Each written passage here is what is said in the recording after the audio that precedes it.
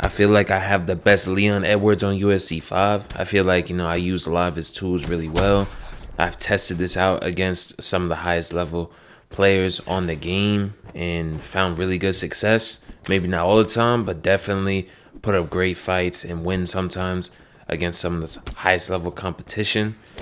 But for the most part, he has a lot of tools that I love to use anyway. So he has like really good low kicks. He has really good calf kicks, teep kicks, body kicks, a lethal kickboxer. And that just suits my style so much because back in UFC 4, my main style was being more of a sniper, picking my shots, kind of like pot shotting and, doing work slower in the first round or two, depending on if it was a 3 or 5 rounder. And that's why I love Leon. And manning Leon has been really fun. It was a challenge first in UFC 5 because, people can force boxing onto you a lot more. And Leon's not the best boxer. But I gotten a lot better with, my combination fighting, my intercepting. A lot of these skills got a lot better. But definitely for the first round, like as a Leon player, I usually like to chop the base down a little bit, take my time because most of the time I am facing, Usmans, Shavkats, Prates, people that are very, very powerful, taller, longer than me. So rushing into things can lead to me taking a lot more damage, losing a decent amount of stamina early on. So I feel like if you're going to be the best, at anything using a certain fighter, you got to know how to use all of his tools, using his teeps, his low kicks, distance, interceptions. He can also clinch. I don't really clinch too much. I might start adding that to my game for when people are pressuring like heavily, when they just won't back up and give you an inch. Knees down the middle is something really good to do. If you are trying to get better with Leon, this is definitely the video for you. Or just any kickboxer that doesn't have the best, hands, because that is probably one of the harder fighters to use in the game. The reason why it's a little bit better with Leon, he can also grapple, which is really, really good. He has 94. This is prime Leon, where he head kicked Kamaru Usman. He has 94 takedowns, 94 sub offense. He could pretty much do whatever you need. So, if kickboxing does go wrong, I can grapple, But for the most part for the video, going to be striking. For the most part, I'm a striker at heart. Get to the second round. We cut him right there where my lead hook is at. So now, basically, with my lead hook, I will be doing amplified damage because he has the cut right there on the left eye. So using more lead hooks could definitely lead to more damage. And I can also start going to the body. If he's worried about the cut too much, we could start going to the body and then going up top and just switching up our rhythms.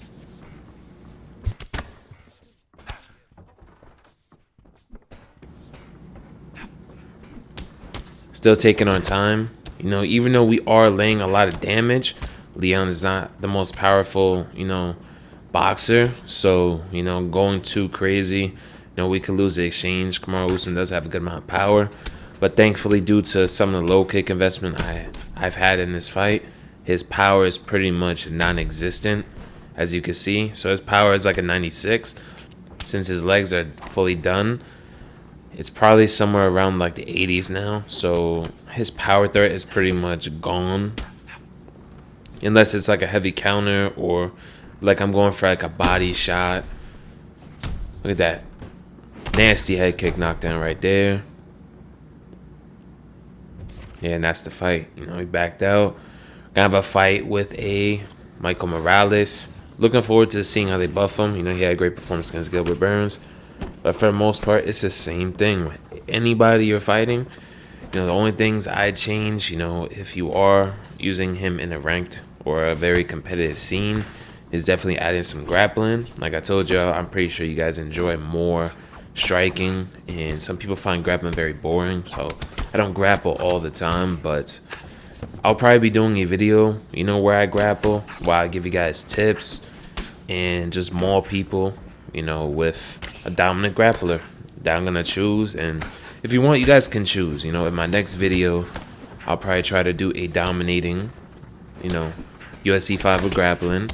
Let me know which popular, dominant grappler you want me to use, and I'll use them. Has to be someone really good, not somebody like old and washed, somebody current, like Hamzat Chimaev, anybody like that. Let me know what you guys want to see. I don't mind using any grappler for real. If you guys want to see me use Fluffy, it don't matter, That's somebody in the middleweight division. Yeah, land some knees down the middle. Punish them for just standing in the pocket too long. Leon also has really good elbows, along with deadly clinch striking, but I don't like to clinch strike too much. I'm not a big fan of clinch, to be honest, because then when you start clinching people, they want to clinch a whole bunch, and they make the fight ugly. So, if he's not doing something too excessive, and I'm handling pressure very well, look at that, nasty 1-2-3, a nice body kick. If you guys didn't know, if you land on the open side right there, your kicks to the body do way more damage, So if I was in orthodox, my lead body kick would do more damage. You have to land at the right distance, of course. Those teeps, we got frontal assault, so instead of 96 kick speed, when we're throwing our teeps, we basically have 99 kick speed. I believe he has crazy legs as well, and that's going to pretty much 99 kick speed at all times. Plus the move levels make those moves faster as well. Just taking our time. Even though we rocked him, we could go a little bit crazier than this. We got to be methodical, and we got to be very, very smart. Still taking my time. Trying to chop down the leg. It's still round one. For the most part, I'm just confused why he's not really doing anything. So we'll see what he's going to do. Maybe in round two to switch things up. Use some pivoting strikes. Just do that by letting go of your stick and throwing like a hook or whatever punches you want while moving up or down in a certain direction. And you could throw like check hooks and pivoting hooks like that. It'll help you get out the corners sometimes. You can also do it to the body with body hooks. It's good to, escape being behind that black line. You do not want to be behind that black line. I might be there for a little while, but that's because, that's when I plan to exchange a little bit or intercept. And it's not a good habit to panic every single time you're behind the black line. Look at that nasty head kick rock right there. Yeah, because if you do that every time, they're going to keep pressuring you, basically. If you start spazzing out, doing a whole bunch of lunges, and every single time you get behind the black line, people are going to pressure you more and more, and you're probably going to make mistakes, and it's going to lead to you not winning the fight or making it a lot harder. I don't know. I guess he's doing like the Yoel Romero, but this just makes the fight worse because, you're fighting at my pace. This is a pace like I don't mind. I don't mind point fighting somebody. I'm just very surprised he's not trying to do anything. Lost round one. He's already starting off this round pretty bad. Comes out with a big blitzing combo. He does whiff. Now on top of him switching stances. I'm not sure Morales has switched stance. Look, another head kick rock. Still chopping the leg a little bit. He literally has no power now. So he goes from like a 94 power that he has in the game to like 80. Loses about 30% of his power. Thought he's throwing that head kick, so I was trying to throw a head kick counter. We're slightly out of range anyways. Even if he did throw it, wasn't going to land. That's a really good counter you guys should add into your game. I covered that on my YouTube shorts. Head kick counter is definitely nasty. But yeah, this is what I want you guys to do when someone's being very patient like this and just kind of, he's more frustrated that he can't get off damage. Basically, I'm hitting him. Look at that nice pivoting hook right there, off center line. He's basically getting hit and cannot return damage, so that's very frustrating to him. So he's kind of like just standing there, wanting me to push him and throw big combos, but we're just keeping it, short and sweet. This is what I want you guys to do against people like this, because sometimes you might start running at them because you're frustrated. They're just standing there, and you might get caught with a bad counter. You might get knocked out, you might get dropped, or lose a decision, depending on how the fight is going with the opponent you are facing. That's why I say, you know, just worry about winning the round. Don't worry about winning the fight or the finish. It might look like I'm chasing finishes and trying to knock people as fast as possible in certain, you know, engagements, but I'm really not. If they come to me, they come to me, but for the most part, if they're not there, I'm not going to really go for them. That's why I'm taking my time with this guy, just, you know, lowering his stamina. We took away all of his power, so his punch power is useless. Look at that. Rock him again with a nice combo. Like I said, check my playlist if you guys need some basic boxing combos to really help you improve your game. I've already made videos on that, like top 10 boxing combos. Definitely check that out. There's block counters right there, so gotta be aware of the block counter. Basically, if someone's block countering you, as soon as you hit their lead hand, as long as you're not throwing like a moving hook towards them, you could pull your head right back or you could duck. So you can avoid the block counter. Switch to southpaw so I can use my lead hook a little bit more. The lead hook is a good weapon. You know, it's very fast. It's better than using the rear hook, so staying in southpaw is probably going to be a little bit better. But we have 96 switch stance, so we can pretty much do whatever we feel. And our legs are not chopped up, so we could do... You see, look, right there. He avoided that block counter by ducking it. So don't think just because someone's doing that, you can't avoid it. You definitely can. Plus, if your fighter has good switch stance, you know, you could just switch stances to avoid it. So you can use whatever hook you're trying to use more often. Smart player would probably switch with you, but it would depend on their fighter. Look at that. Rock him with a 1-2. See how this damage comes along? Look at that. Nasty 1-2 body kick. Another body kick rock. Go upstairs. Go right back downstairs. Just now we're trying to go for that finish for the most part.